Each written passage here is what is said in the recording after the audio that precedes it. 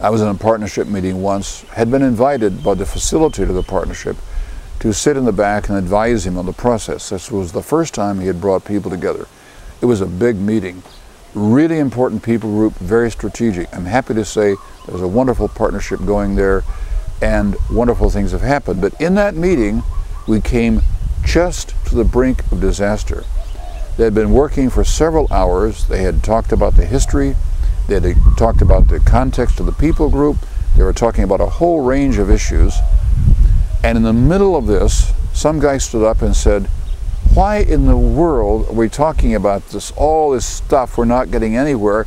I thought that we were to talk about how we're going to work together." I leaned over to the facilitator and I said, "You know what? We're going to be in trouble here in about 2 minutes if somebody doesn't get up and acknowledge all the good things that have happened so far." So I said, "Would you mind if I go up?" Because I had been introduced. I went up to the front and I said, "The gentleman is making a really important point. Got to acknowledge these dissenting views. It's a very important point because we are here to work together and we've had to talk about a lot of things.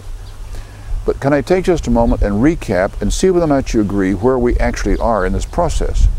And I took them through the last 6 hours because they had actually agreed on 6 or 8 really key things that were absolutely essential building blocks.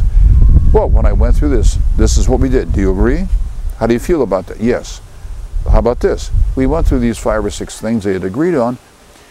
And at the end of that, I said, "How do you feel about the progress so far?" Everybody said, "It's great. Let's keep on going."